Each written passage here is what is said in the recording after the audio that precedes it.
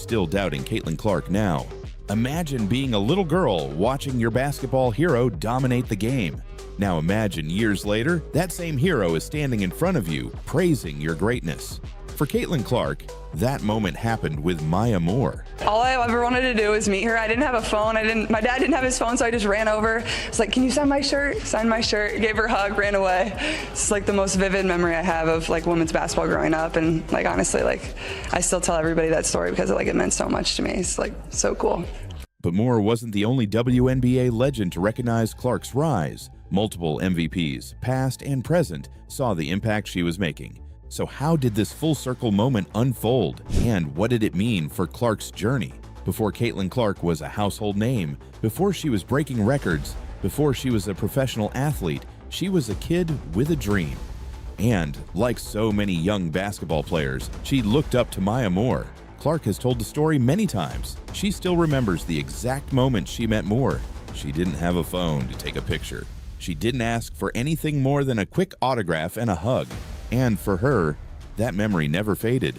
But years later, something incredible happened.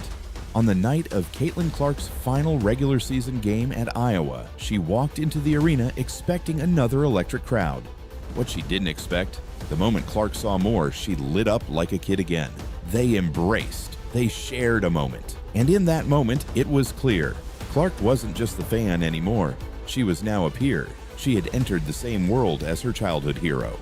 It's just really, really cool to think about one of those little girls who became Caitlin Clark. So I think it just goes to show you when you just do your best to be in the moment and treat people with kindness and just be present when you can, it really makes a big difference. And looking at the type of person and leader that she can be with people.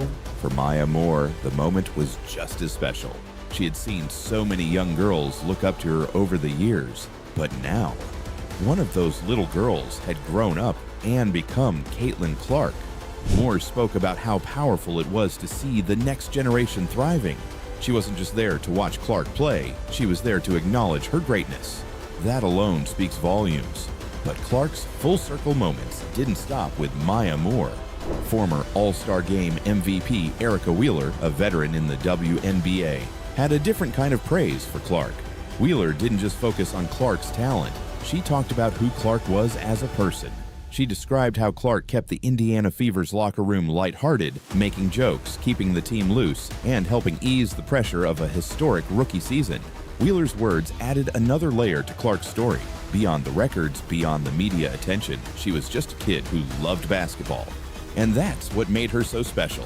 All we do is have fun. With Caitlin Clark, who never takes anything serious, like I tell people all the time, she's really a kid at heart. WNBA legends see the future in Caitlin Clark. Maya Moore saw it. Erica Wheeler saw it. And now, so does the rest of the WNBA. Clark wasn't just breaking records, she was carrying the weight of an entire league's future on her shoulders. And if this full circle moment proves anything, it's that she's more than ready for the challenge. What will the league have in store for them when they get there? Look, SVP, reality is coming. Okay. There's levels to this thing, and that's just life. We all went through it. Of course. And you see it on the NBA side, and you're going to see it on this side, where, you look superhuman playing against 18-year-olds, but you're going to come with some grown women that have been playing professional basketball for a long time. It started with doubt. Diana Taurasi, a WNBA legend, laughed off the idea that Caitlin Clark would dominate at the next level. Lisa Leslie questioned if she could even win Rookie of the Year outright. And Cynthia Cooper, she thought Clark was just another shooter. But then the season happened. Clark shattered records, brought millions of new fans to the WNBA, and turned former skeptics into believers. Now the same legends who doubted her are praising her. So what made these MVPs change their minds? And more importantly, what did they say after Clark proved them wrong? Let's break it all down.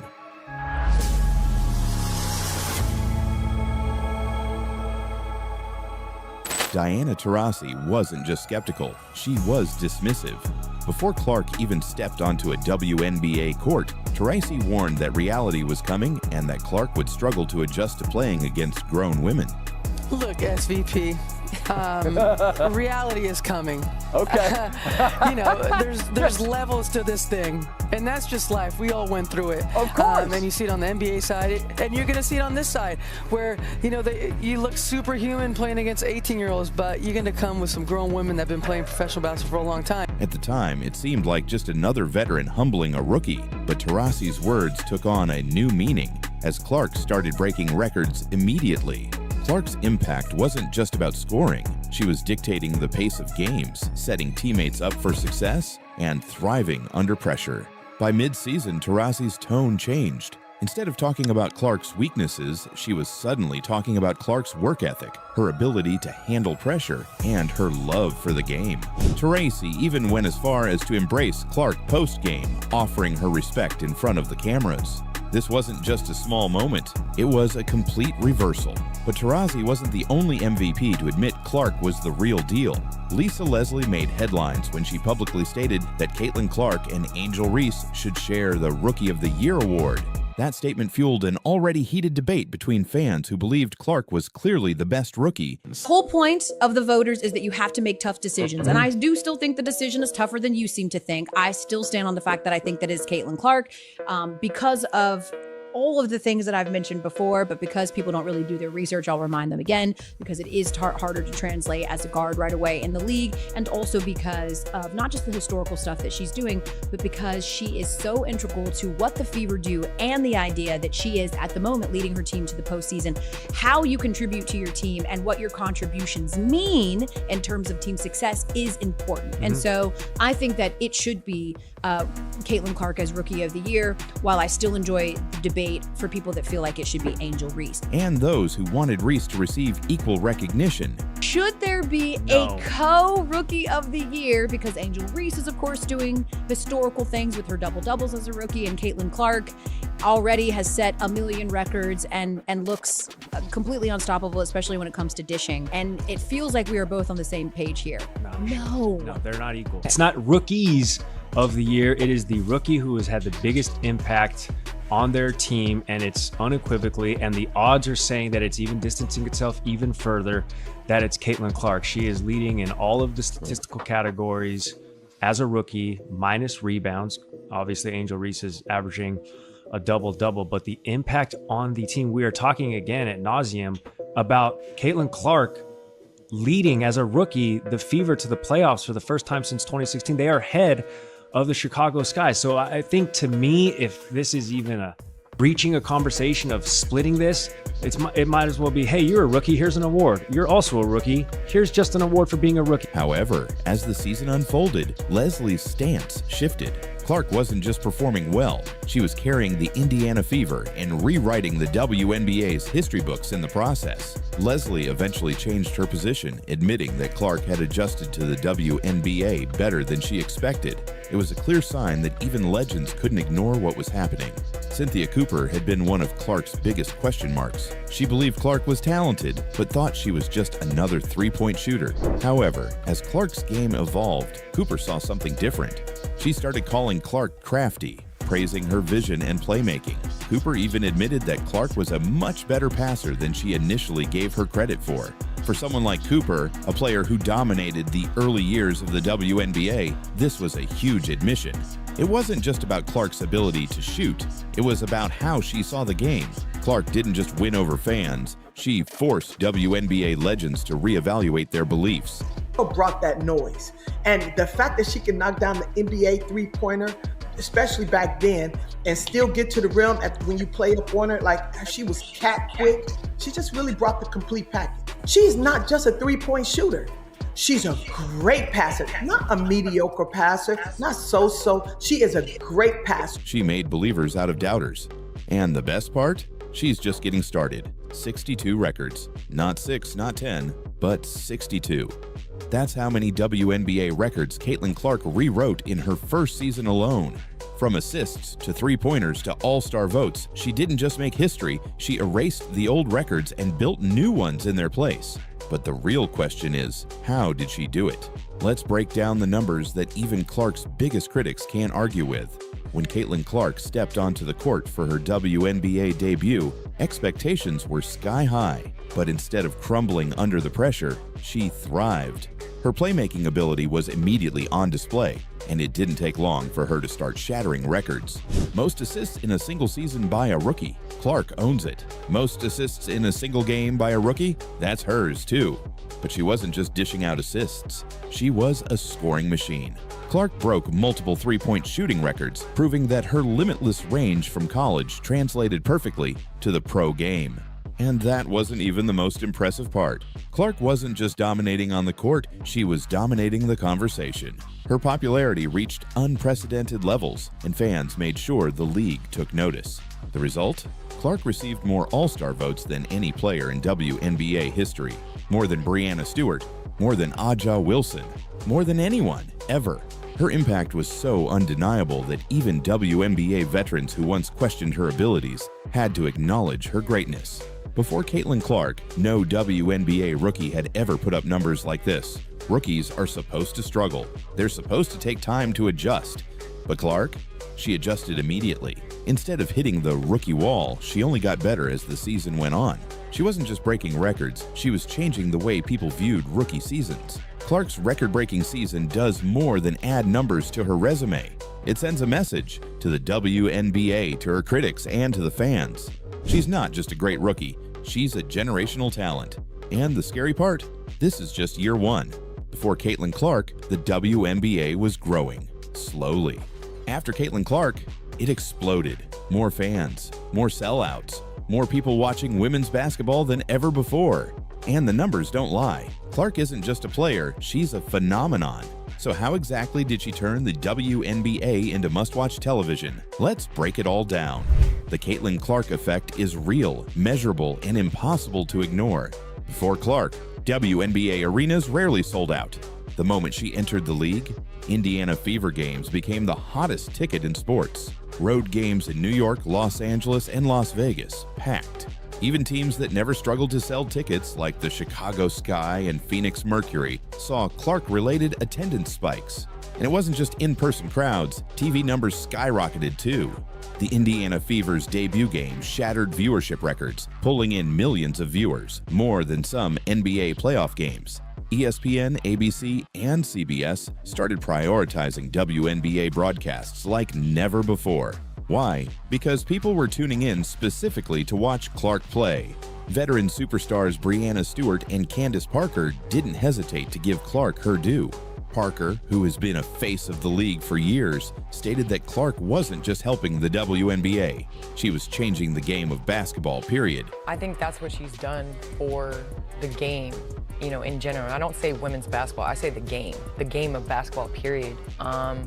You want to see a show, and I think that that's the biggest thing. You always talk about Steph being a showman. I mean, this is a showman right here. Yes. You're able to have sellout crowds to come and see you play. You have student sections that hate you, that want you to lose. That's what sports is, and that's what competition is, and Caitlin's brought all of that and some. She compared Clark's star power to Steph Curry's influence in the NBA, saying Clark had become a must-watch attraction that fans simply couldn't ignore. Meanwhile, Tina Charles, another WNBA legend, admitted that the league was now experiencing a level of attention it had never seen before. And the reason? Caitlin Clark. Yeah, I mean, the energy that we're getting, the reception, the eyes that we're getting on us, it's amazing. And it's just because of that new generation that's coming in. We know who Caitlin Clark is and what she's been able, her impact in this league and especially this year. So however we can get it, I'll take it for me personally. So just thankful that I'm able to be a part of it and still be here to witness it. Clark's on-court dominance is one thing. Her off-court influence is another. She's pulling in endorsement deals at an unprecedented rate, becoming the most marketable WNBA player of all time. Her jersey sales, the highest in league history. Her sponsorship deals, Nike, Gatorade, and dozens of other global brands are lining up.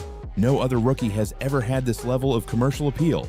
Clark's impact isn't temporary. She's changing the WNBA permanently. More fans are watching, more kids are picking up a basketball, more companies are investing. And this is just her first year. What happens when Clark wins championships? What happens when she becomes an even bigger star? The WNBA isn't just growing, it's exploding. And Caitlin Clark is the reason why. She heard the critics. She saw the hate. And instead of backing down, she proved them all wrong. From Cheryl Swoops questioning her toughness to Jonquel Jones shutting down false narratives. Be careful when you say like the Fever fans, because I don't think it's the Fever fans. I think it's the people that wanted Caitlin Clark to be a certain type of way and they thought that she was. And so they became Caitlin Clark fans, assuming that. And then they realized like, oh no, she's actually not racist. Caitlin Clark's rookie season wasn't just about breaking records. It was about silencing doubters. So how did Clark flip the script and force even her biggest critics to respect her? Let's break it all down. Cheryl Swoops, a 4-time WNBA champion and Hall of Famer, made it clear from the start she wasn't a Caitlin Clark believer. She questioned if Clark could handle the physicality of the WNBA. She suggested that Clark's popularity was overhyped. She even made backhanded comments about Clark's rise, implying that other players weren't getting enough credit. But then came Cynthia Cooper, one of Swoop's former teammates and the first ever WNBA MVP. Cooper publicly defended Clark, calling her one of the craftiest players she's ever seen. Like, oh my God. But she's so crafty. This is what people don't know about Caitlin. She's not just a three-point shooter.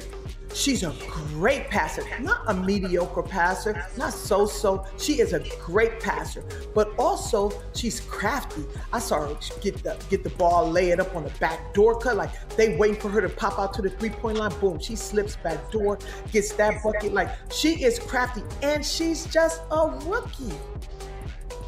She's just a rookie. That level of greatness, that level of play on a consistent basis as a rookie puts you up in the upper echelon of any league, definitely the W.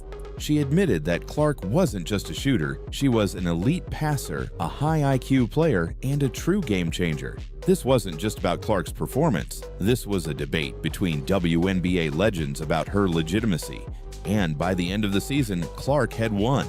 Clark's critics weren't just former players. A group of online voices tried to push a false narrative, claiming that Clark was a symbol for something she never stood for. They tried to paint her as a divider. But then came Jonquel Jones, the 2021 WNBA MVP. Jones didn't just defend Clark, she shut down any attempts to use Clark's success for a negative agenda. On to Caitlin Clark and then use her as, like this fuel to be able to be the way that they want it to be. They want her to be the representation of their racism and you know, like their view on the world, and she's not like that. She stated plainly that Clark wasn't the player people tried to make her out to be. She was just a basketball star who deserved respect. Her words shifted the conversation, forcing people to separate Clark from the drama.